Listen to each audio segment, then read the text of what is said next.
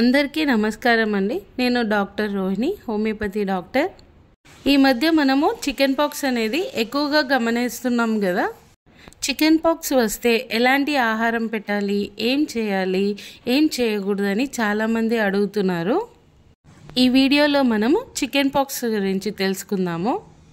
Chicken pox అనేది అమ్మవారు లేదా ఆటలమ్మ అని కూడా పిలుస్తుంటారు. జనరల్గా చికెన్ పాక్స్ అనేది ఒక వైరల్ ఇన్ఫెక్షన్.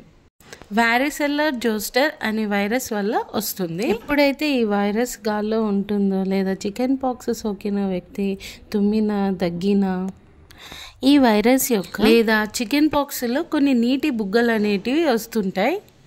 ఆ నీటి బుగ్గల్ని పగిలి ఆ నీటిని తాకినట్టయితే ఈ చికెన్ పాక్స్ అనేది రావడం జరుగుతుంది. సాధారణంగా చికెన్ పాక్స్ అనేది చిన్నపిల్లల్లో ఎక్కువగా చూస్తుంటాం, లేదా ఇది ఎండాకాలంలో ఎక్కువగా వస్తుంటుంది.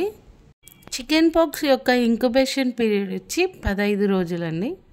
ఈ వైరస్ అనేది శరీరంలోకి వెళ్ళిన తర్వాత అంటే 15 రోజుల తర్వాత లక్షణాలు అనేటివి చూపిస్తుంటుంది.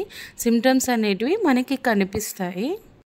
మెయిన్గా జ్వరం రావడం, తీవ్రమైన తలనొప్పి, కాలు చేతులు లాగడం, గొంతు నొప్పి, ఆకలి వేయకుండా ఉండడం, ఇవన్నీ సిమ్టమ్స్ అన్ని స్టార్టింగ్లో చూస్తుంటాం.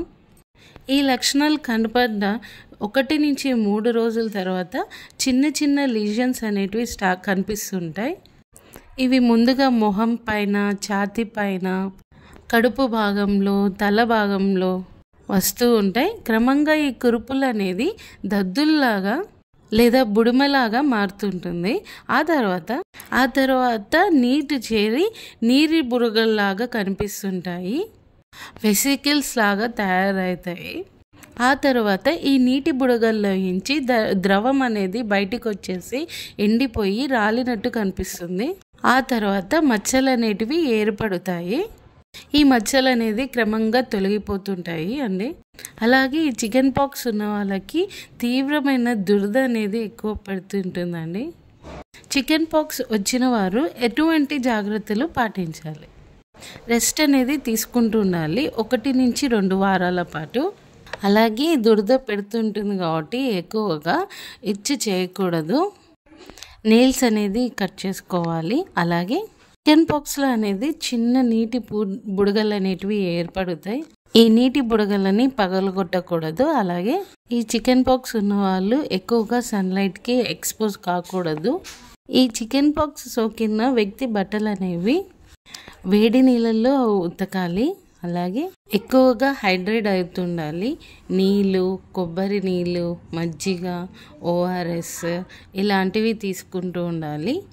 Spicy food, junk food, garlic, non veg food అనేది తీసుకోకూడదు. మటన్ కానీ, చికెన్ కానీ, ఎగ్ కానీ, ఆయిలీ ఫుడ్ అనేది కూడా తగ్గించాలి. ప్రతి ట్రీట్మెంట్ సల్ఫర్, రస్టాక్స్, బెలడోనా ఇలాంటివి యూజ్ చేస్తాం. Based on the individual symptom, cause and patient యొక్క కాన్స్టిట్యూషన్. ఇది అండి కంప్లీట్గా చికెన్ పాక్స్ గురించి ఇన్ఫర్మేషన్.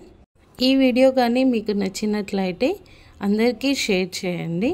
ఈ వీడియోకి సంబంధించి మీకు ఏమైనా డౌట్స్ ఉన్నా కామెంట్ బాక్స్లో కామెంట్ చేయండి. ఇంతవరకు మన ఛానల్ని సబ్స్క్రైబ్ చేసుకున్న వాళ్ళు సబ్స్క్రైబ్ చేసుకోండి. Thank you for watching. Like, share and subscribe.